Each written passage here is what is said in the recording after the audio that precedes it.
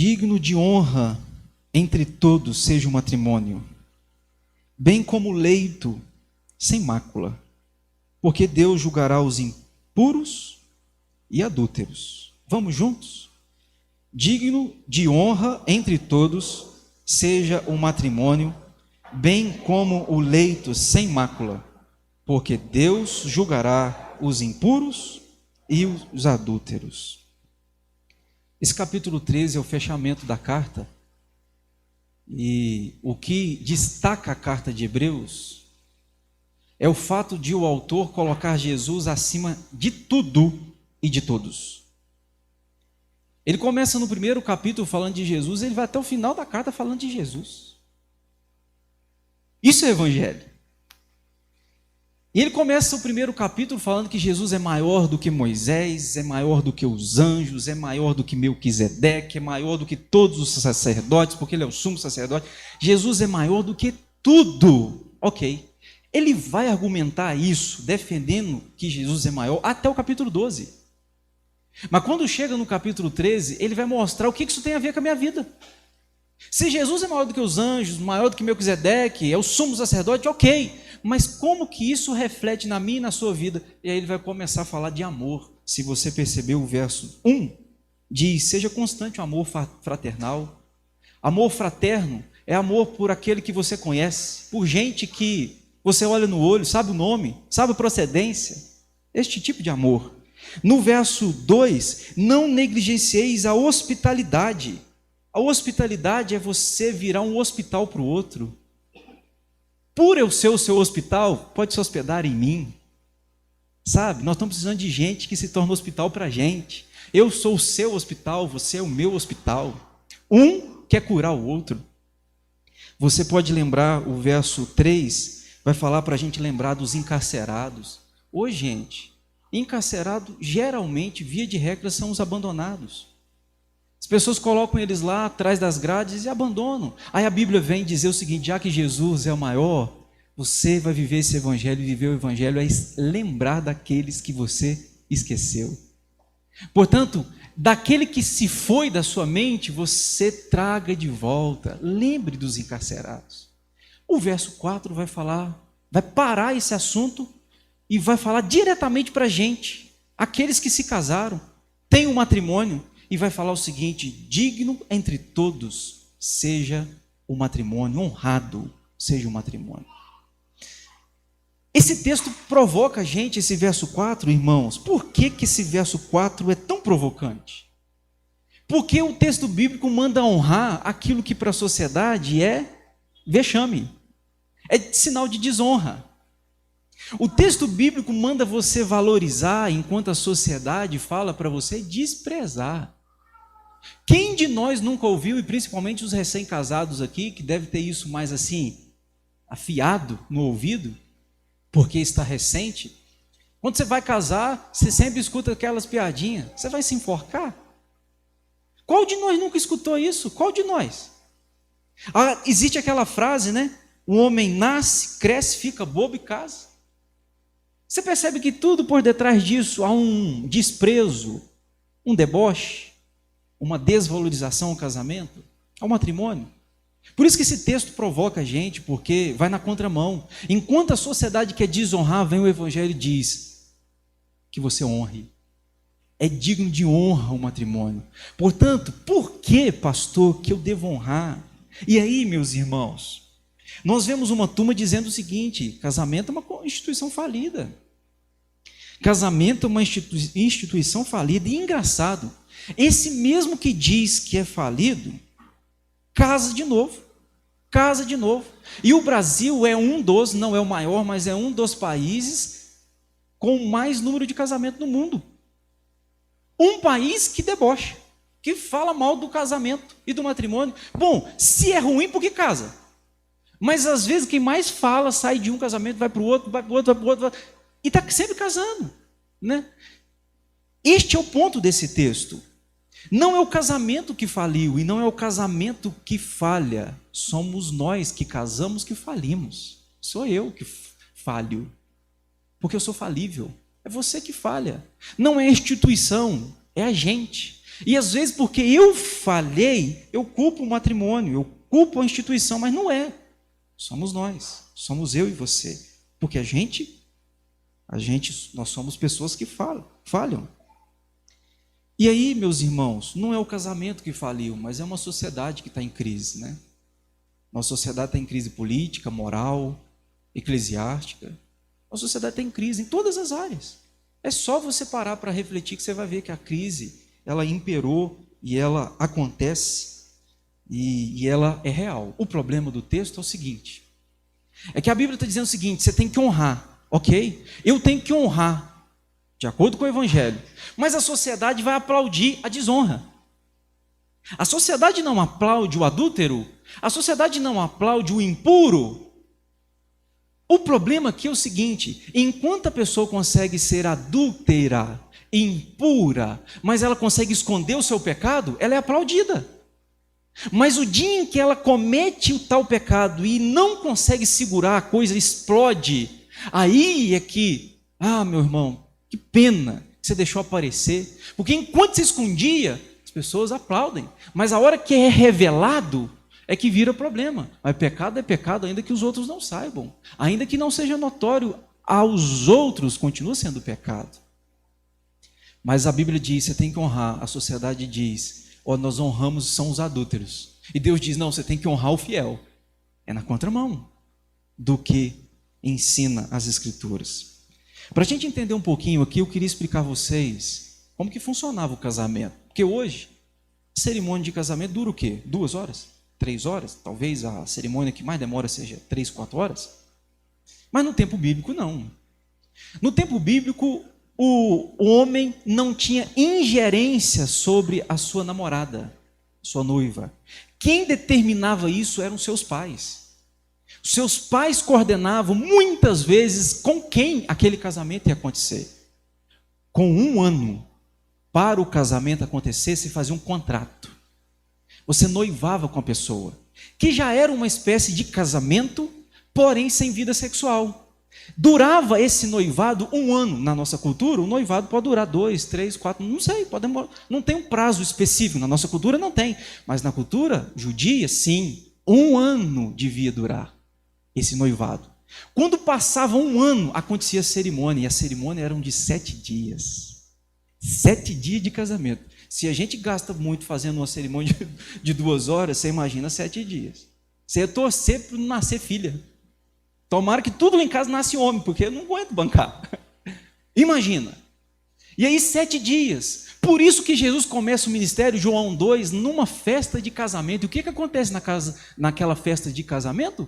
O vinho acaba, um vexame, uma vergonha, uma desonra. Jesus Cristo está naquela vergonha, naquela desonra. Jesus Cristo está presente ali, ele pega a água, ele transforma em vinho. O milagre não é a água transformar em vinho. Muita gente está equivocada. Esse não é o milagre, porque Jesus pegou o essencial, água, e transformou no secundário, vinho. Vinho é secundário, água é essencial. Seria milagre se ele fizesse o oposto. Pega o secundário, vinho, transforma em água. Esse não é o milagre. Sabe qual que é o milagre? É que Jesus está devolvendo a honra àquele casamento. Naquela festa, ele está dizendo o seguinte, essa festa não pode começar tendo uma desonra. Eu estou aqui, eu começo esse casamento tem que começar sendo honrado. Jesus devolve a honra para aquele casal. Aquilo que podia ser o maior vexame na história deles, foi palco do maior milagre na vida daquele casamento. Portanto, quando Deus fala para eu honrar e você honrar, ele fez isso lá em João 2. Ele honrou, portanto ele diz para mim e para você, eu honrei, honre o matrimônio, honre o casamento. Tendo entendido isso, sabe o que tem acontecido? Quando o casamento civil foi instituído na nossa cultura brasileira, você sabe que não é de sempre que as pessoas conseguem se casar no cartório civil, no casamento civil. Não é de sempre isso. Isso começou lá, 24 de janeiro de 1890, onde aconteceu o primeiro casamento no cartório, onde o cartório bateu o martelo, está casado ou estão casados. Isso começou lá. Por isso que a igreja não casa. Escute essa parte, isso é importante. Não é a igreja presbiteriana que casa uma pessoa, não é a igreja batista que casa uma pessoa, quem casa é o cartório.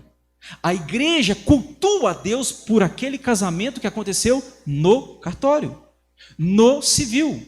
Por isso que a igreja não faz o seu culto religioso se você não for no cartório e casar. Ah, eu quero só o religioso. Não, nós não aceitamos. Ah, mas eu quero só o civil. Pode. Porque quem casa é o cartório, não é a igreja que casa. A igreja cultua ao Deus pela união de vocês dois. A igreja roga as bênçãos de Deus, mas não é a igreja que sela o casamento como um contrato na vida social.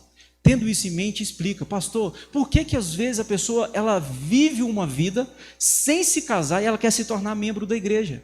Aí a igreja diz, não, se vocês não se casarem, vocês não podem ser membros. Por quê? Porque a gente desonra aquilo que Deus mandou a gente honrar, se a gente aceitar.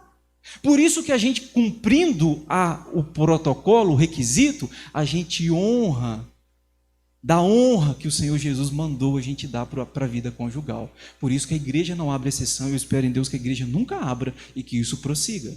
Porque nós não podemos desonrar o que a Bíblia mandou a gente honrar. Ficou claro? Só que aí o que tem acontecido com a sociedade? A gente inventou alguns gatilhos, algumas saídas para aquele que não quer casar no papel, no cartório, no civil. Quais são esses gatilhos? Alguns. Contrato. Já pode ser feito um contrato. E você vai achar engraçado. Mas é real. É engraçado, mas é real. Você pode pegar na internet e baixar alguns contratos que existem de modelo padrão. E existem uns com esse teor. Existe assim. Quem paga a conta de luz e quem paga a conta de água? Já coloca no contrato. Eu vou casar com você, meu bem, mas você paga a conta de luz, eu vou pagar de água. Do contrato. Existe, eu estou falando sério, é engraçado, mas eu estou falando sério. Existe contratos que diz o seguinte: nós vamos ter, fica acordado que nós vamos ter 2 filhos. Em caso de surgir o terceiro, vamos combinar como serão as obrigações para com o terceiro. No cartório. Está no contrato. Vamos ter 2. Se acontecer do terceiro, a gente vai voltar no cartório para definir como é que vai ser as obrigações. Tem lá. Tem alguns modelos de contrato que vai ter o carro. Qual o carro? Quantas horas vai ser usado? Quem que vai usar? Quem vai abastecer? Quem paga IPVA? Quem? Contrato. Agora eu pergunto você que é casado, você que está dentro dessa vida conjugal, tem condições de um casamento com esse tipo de pensamento sobreviver? Não tem condição. Porque casamento não tem uma regrinha. Não tem um segredinho que você dá 3 passos para um casamento feliz. Não tem. Casamento é aquele que ama, e ama tanto que abre mão do que for preciso para fazer aquela vida conjugal dar certo, por causa do amor, por causa do compromisso com um para com o outro. Por isso que esse negócio de um contratinho, vão definir isso aqui, não tem como ir para frente. Mas é um gatilho, que a sociedade que não quer casar, tenta ir por esse contrato. Veja, segundo gatilho é juntar, amigar, amaziar. Bom, pastor, nós não queremos ir no cartório, nós não queremos casar, mas a gente vai amigar. Aí tem uns que dizem aquela frase assim: amigado com fé, casado é. Verdade? Eu te pergunto, verdade? Você crê nisso realmente? Amigado com fé, casado é de verdade? Com qual base? Bíblica não é. Qual é a base para você falar isso? São gatilhos. Qual que é o válido? O válido é a certidão de casamento. Onde você vai no cartório, seus documentos, os documentos do seu cônjuge, ambos assinam, ou com comunhão parcial de bens, ou não sei se é total de bens, não consigo lembrar dos termos ali, mas você vai assinar os 2. Aí muita gente diz, mas pastor, para que eu tenho que ir no cartório? É só um papel. Pois é, se é só um papel, por que você tem tanto medo? Já que é só um papel, vai lá e assina. Bom, porque a pessoa sabe que não se trata apenas de um papel apenas, que por detrás tem algo muito maior. Por que as pessoas têm tanta dificuldade de assinar aquele papelzinho do cartório, aquela certidão? Por quê? Bom, as possibilidades são inúmeras. E muitas vezes eu acho que nem a própria pessoa às vezes sabe. Eu tentei levantar algumas possibilidades. Por quê? Que eu tenho tanto medo, tanta relutância de assinar aquele papel. Primeiro, pode ser dúvida. De repente a relação não está muito estruturada e ele, com medo, ele pensa no seguinte: se isso der ruim, vai ser difícil resolver o problema no cartório. Vai que dá ruim. Bom, esse tipo de pensamento pode ser um sinal que de repente a sua relação não devia prosseguir, não devia continuar. Talvez por causa da dúvida, tenha medo de assinar aquele documento que tanta gente faz até o sinal. Por que tem gente que tem medo de assinar aquele papelzinho? Incerteza do sentimento. Será que amo? Eu já recebi gente que falou comigo assim: pastor, o senhor acha que eu amo fulano? Falei: meu filho, vou saber? Se você que tem o sentimento não sabe, imagine eu. Então sentimento é uma coisa que você tem que saber. Eu amo, amo. Eu não amo, não amo. Agora, é uma definição que você tem que ter. Por causa de muita gente ter dúvida, muita gente foge de assinar aquele papelinho, aquele documento. Ah, eu não sei se amo. Ou, eu não sei se o cônjuge, o futuro cônjuge, ela ou ele, não sei se me ama de verdade. Aí a pessoa quer provas desse amor para chegar no cartório e assinar. Deixa eu te dizer, nenhum de nós aqui assinamos, que já somos casados, nenhum de nós assinamos porque a gente tem certeza de tudo. A gente assina porque Deus manda e a gente tem fé que Ele vai cuidar da gente. Este é o ponto. O assinar o papel envolve fé. Casamento é um assunto espiritual. Quando eu assino, eu estou dizendo o seguinte: Deus, eu não dou conta, eu como homem, eu não dou conta de ser o cabeça da minha casa. Eu declaro, estou falando isso aqui sem nenhuma vergonha. Eu não dou conta. E eu assino dizendo o seguinte: é o Senhor quem vai me sustentar para que o meu casamento vá adiante. Eu declaro fé. Quando eu estou assinando, eu estou dizendo o seguinte: Senhor, não depende só de mim, depende unicamente do Senhor. Eu trabalho, eu faço, eu decido algumas coisas, mas tudo isso debaixo da direção do Senhor. Você dá conta? Você que é casado? Sinceramente, você dá conta? Você, mulher, dá conta? Você não dá. Se você for sincero, você vai ver que não dá. Você precisa daquele que sustenta, que é a base, que faz a sua família não perder a honra. Eu amo João 2. Jesus transforma água em vinho. Os religiosos, meu Deus, se Deus fizesse isso hoje. Você imagina, você vai numa festa de crente. Chega lá, Jesus falou assim: ô gente, espera aí, vou transformar água em vinho. Tinha uns crentes que iam sair escandalizados de lá. Ah, como ia. É Jesus, está na Bíblia. João 2, não sou eu não. Está na Bíblia. Jesus transformou a água em vinho. Jesus está fazendo o seguinte: a honra desse casamento é maior do que qualquer outra coisa. Eu dou a honra a esse casal. Matrimônio, então, é evangelho. Por que as pessoas têm medo? Tem medo por causa de dúvida, ou incerteza do sentimento, ou de perder alguma pensão. De repente a pessoa tem um salário, uma pensão, e ela sabe que eu não sou especialista para discursar em cima desse assunto. De repente tem gente que entende muito mais. Mas até o momento que eu sei, é que dependendo do tipo de pensão de uma pessoa, se ela casar, ela perde. Tem algumas coisas que isso pega. Então, por medo, olha, eu não caso, porque se eu casar, eu perco. Você tem que definir o que é prioridade na sua vida. Toda decisão envolve ganhos e perdas. Toda decisão. Nenhuma decisão nossa envolve só ganho. Tem decisões que você tem que colocar o que é prioridade. Bom, prioridade para mim é o casamento. Então, por isso eu abro mão do salário. Ok? Não, prioridade para mim é o dinheiro. Então, abra mão da vida conjugal. Tudo o que a gente decide vai envolver ganhar uma coisa e perder outra. Ah, eu queria que não fosse assim, não. Eu queria que a gente só decidisse e ganhasse. Mas, infelizmente, enquanto a gente está nessa terra, todas as decisões envolvem perder por um lado e ganhar para o outro. Portanto, por que as pessoas têm medo de assinar o papelinho? Tem medo porque às vezes está com dúvida. Ou está com dúvida do sentimento. Ou tem medo de perder uma possível pensão, um possível salário. Dentre outras coisas. Mas essas talvez sejam as mais recorrentes. Mas o matrimônio é o evangelho. Pastor, papel importa para Deus? Importa.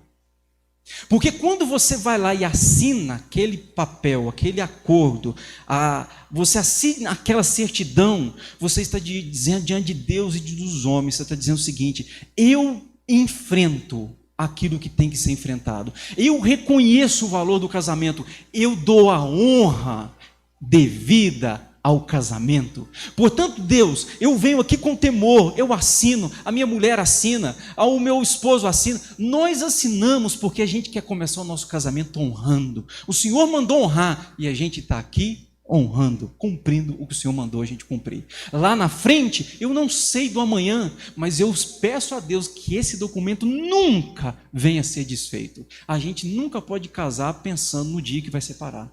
Se alguém casa pensando no divórcio, está equivocado, tem que rever. Nós casamos com a certeza: eu nunca vou separar. Esse é o objetivo. Agora, é claro, estou falando que a vida envolve uma série de coisas. Viver é complexo, mas o desejo do nosso coração tem que ser com esse objetivo. Ok? Ficou claro? Ok, vamos para os pontos? Pastor, por que então o matrimônio é digno de honra? Por que o casamento é espiritual? Separei 4 pontos. Primeiro, porque é projeto de Deus para o homem e para a mulher. O matrimônio é projeto de Deus para você, homem, para você, mulher. É projeto dele. É Deus que inventou. Pastor, todo mundo tem que casar? Não. Não é todo mundo que tem que casar. Paulo vai falar sobre isso lá em 1 Coríntios 7, 8. Escute quem não casou. Escute. E aos solteiros e viúvos digo que lhes seria bom se permanecesse no estado em que eu também vivo. Caso, porém, não se dominem, está falando de desejos, especialmente sexuais.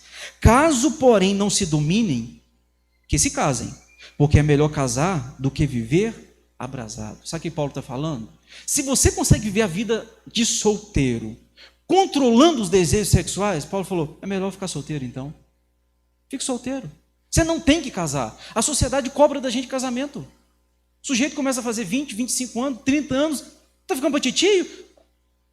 Talvez não é para aquele casal, ué. Não é todo mundo que tem que casar. Por que todo mundo tem que casar? Não tem. Agora, aquele que não consegue dominar os seus desejos, isso é Paulo falando: pastor, não consigo. Eu não tem jeito não, o negócio é complicado. Pois é, a Bíblia fala: então case. É melhor casar. Por que eu tenho que honrar? Porque é projeto de Deus para o homem e para a mulher. Não é projeto de Deus para homem com homem, nem mulher com mulher. É projeto de Deus para um homem e uma mulher. Começa o projeto com as diferenças sexuais, de gênero. Um é homem, outro é mulher. Ah, pastor, nós somos tão diferentes lá em casa. Eu também sou, rapaz. Eu também sou muito diferente. A começar que eu sou homem, a mulher é mulher. Então não tem essa ideia, porque tem uma música que escreveram aí, né? Alma gêmea. Nananana. Bobagem. Não existe alma gêmea, não. Não existe. Rapaz, casamento é entre duas pessoas hiper diferentes, porque se amam, faz dar certo. É possível? É. Por que é possível? Porque existe aquele que honrou o matrimônio e disse: eu estou com vocês, eu dou a honra que você precisa na sua vida conjugal. Segundo, pastor, por que o casamento é um assunto espiritual? Por quê? Segundo, escute, porque o matrimônio é o cenário mais propício para desenvolvimento das virtudes cristãs. Eu disse agora há pouco, o casamento não é para todo mundo, mas casamento também não é para criança. Casamento é só para gente amadurecida. Criança não se case, não. Você não, pastor, eu ainda sou mulher, que eu sou criança, ainda eu gosto que papai me sustenta, eu gosto que mamãe, sabe, quando eu choro eu vou pro colinho. Pois é, então não casa. Casamento é para gente amadurecida. Por quê? Porque o casamento vai fazer a gente desenvolver caráter, personalidade, e isso envolve maturidade.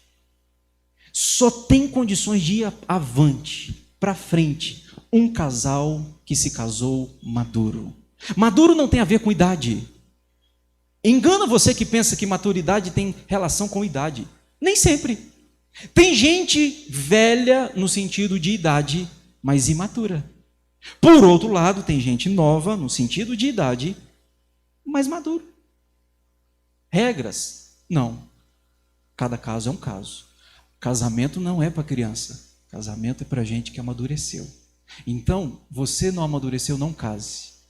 O dia que você amadurecer, você casa. Como que eu sei, pastor, que eu estou amadurecido? Um sintoma é que você vive a vida de solteiro bem. Está realizado. Estou bem comigo. Eu não preciso de casar para ser feliz. Eu não preciso de uma outra pessoa para me realizar. Estou bem. Porque estou bem, eu caso. Porque quem não está bem faz do outro a dipirona para sua dor de cabeça. Porque minha cabeça dói, eu caso para você ser o meu remédio. Problema, você nunca vai encontrar o remédio. Porque eu tenho dor, eu caso para que você seja a cura para a minha dor. Problema, não vai dar certo. Agora, porque curado estou, eu caso. Por quê? Eu vou ser a dipirona para a sua dor. Porque curado estou, eu caso. Porque eu vou ser o remédio para as suas feridas.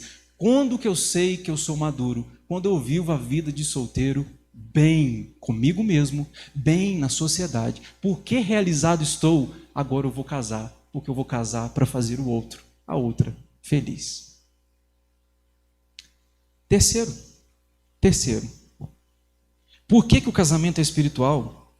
Porque é a expressão mais eloquente da relação de Cristo com a igreja. Isso me comove. Paulo, quando está falando do casamento, nós lemos Efésios 5, ele disse assim: grande é este mistério. Eu me refiro a Cristo e à igreja.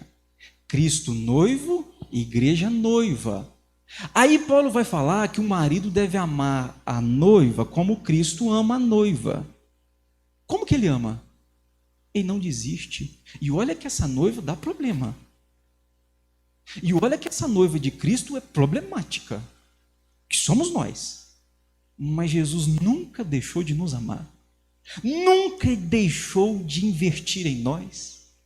Portanto, como que eu amo a minha mulher, o marido ama a sua esposa, ele tem que amar como Cristo, embora seja problemática. E tem uns que é problemática mesmo. Embora problemática, pois é, eu continuo te amando, porque o meu amor por você é obediente ao que Cristo mandou eu ter. Você percebe que o casamento é algo visível, mas que reflete algo invisível? A gente é para viver uma vida conjugal de tal maneira, que as pessoas olham para você e falam assim: pois é, tem alguma coisa diferente na vida de vocês? Para viver uma vida assim, quem que está por detrás? Quem que é o Senhor da vida de vocês? Aí vocês falam: pois é, a gente se ama assim, a gente vive assim porque a gente tem um Senhor que nos ensina. Portanto, essa realidade visível, palpável, comunica uma realidade invisível. Por isso que a igreja tem que honrar o casamento. Por isso que você tem que honrar o casamento. Nós não podemos negociar, porque o casamento aponta para Cristo e a sua noiva. Aleluia! Você casou, o mundo está olhando para você. E a maneira como que você vive é um sermão para a sociedade. O mundo está vendo através da sua vida conjugal quem é o seu Jesus, quem é a igreja de Jesus. Tenso. 4. E a gente termina. Por que, pastor? O casamento é espiritual. Por quê? Porque o lar, escute essa, o lar é o palco principal onde Deus se manifesta a sua glória. É lá na sua casa, pois é, lá dentro, onde vivem vocês, o maior projeto de Deus de realizar milagres é lá dentro. Tem aquela mulher lá em 2 Reis, capítulo 4. Chegou Eliseu na casa dela, não tinha nada. O marido tinha morrido, deixou ela endividada. Eliseu chegou: o que você tem aí? Eu tenho umas vasilhas, sabe? Pois é. Tem, como é que é o nome? Que chama lá? O produto? Azeite. Tem um pouquinho de azeite aqui na botija. Pois é. Pode trazer as vasilhas, pode pedir aí a vizinhança, que Deus vai multiplicar. Lá dentro da casa daquela mulher viúva, foi onde ela vivenciou os maiores milagres da sua história. Meu irmão, escute aqui. É dentro da sua casa que Deus quer fazer virar um palco para Ele manifestar a glória dEle. Aqui na igreja é uma consequência, você entende? Na sociedade é uma consequência, é resultado. Mas é lá dentro que Deus quer ver você quebrantado. É lá dentro que Ele quer ver você pedindo perdão. É lá dentro que Ele quer ver você sendo um homem, uma mulher totalmente rendido aos pés dEle. Lá dentro é o palco, lá é o cenário, lá Ele quer habitar. Lá é a casa onde Deus vai realizar os seus maiores milagres. É dentro da nossa vida conjugal. É lá que você vai ter falta de dinheiro e você vai suplicar e Deus vai prover. É lá que os seus filhos vão sentir dor de barriga e você não vai saber o que fazer e Deus vai te dar a solução para você viver. É lá dentro. Portanto, é nesse cenário que Deus realiza grandes milagres. Eu gosto muito, irmãos, daquela história de Penélope e Ulisses. Uma historinha, não é verídica, mas é boa de ouvir. Pelo menos eu gosto. Lembra daquela história? Diz a história que Ulisses saiu para a guerra, aquela guerra famosa, a guerra de Troia, e por ter ido para a guerra, Penélope ficou em casa e não sabia notícias, se estava vivo ou não, quando ia voltar e se ia voltar, não sabia. O pai de Penélope chegou perto dela e falou: filha, Ulisses não deve voltar não, casa. E ela, não querendo decepcionar o pai, ela falou o seguinte: então tá, pai, você pode arrumar os pretendentes, mas vou fazer um acordo com o senhor. Eu vou pegar um tecido e vou tecer esse tecido. O dia que eu terminar o caso, tá bom, pai? Ok. E diz a história que, diante dos olhos de todos, durante o dia, ela tecia. À noite, quando ninguém estava vendo, ela desfazia. Ela desfazia tudo que ela teceu. No dia seguinte, ela começava a tecer de novo. Quando todo mundo ia embora, ela desfazia. Por quê? No coração dela, Ulisses ia voltar. Isso é amor. Amor é quando você abre mão de coisas, de fatos, de situações, porque você ama. Amor é: eu vou tecer, mas eu vou desfazer o meu trabalho, porque eu espero Ulisses voltar. Ah, irmãos, casamento é palco espiritual, é cenário espiritual. Casamento tem tudo a ver com o evangelho. Por que o diabo luta tanto para derrubar? Porque derrubou o casamento, está machucando o evangelho, está ferindo, está desonrando aquilo que Deus mandou honrar. Mas é lá na sua casa, é lá dentro que os milagres devem acontecer. É lá dentro da sua casa. Vamos pedir a Deus esses milagres? Vamos pedir? Eu queria que os casais ficassem em pé. Os casais, casados, fiquem em pé.